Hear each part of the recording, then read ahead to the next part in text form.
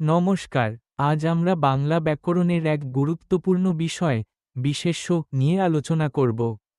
বিশেষ্য হল ভাষার অন্যতম প্রধান উপাদান, যা কোনো ব্যক্তি, বস্তু, স্থান বা ধারণাকে নির্দেশ করে।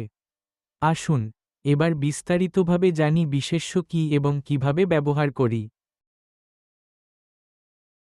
বিশেষ্য সেই শব্দ, যা কোন ব্যক্তি, বস্তু, স্থান বা কোনো অনুভূতি বা ধারণাকে প্রকাশ করে।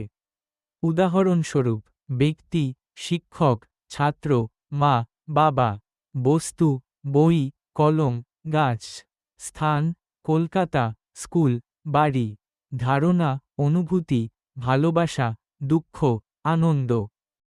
বিশেষ্য প্রধানত তিন প্রকারে ভাগ করা যায়। ১.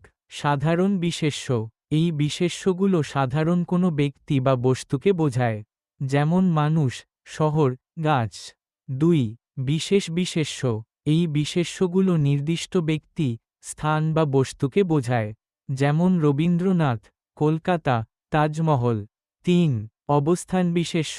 এই বিশেষ্যগুলো কোনো অনুভূতি বা ধারণাকে প্রকাশ করে, যেমন সুখ, দুঃখ, প্রেম। আজকে আমরা জানলাম বিশেষ্য সম্পর্কে। এটি বাংলায় সঠিকভাবে বাক্য গঠনে গুরুত্বপূর্ণ ভূমিকা পালন করে। যদি ভিডিওটি ভালো লেগে থাকে, তাহলে লাইক, শেয়ার এবং সাবস্ক্রাইব করতে ভুলবেন না। ধন্যবাদ।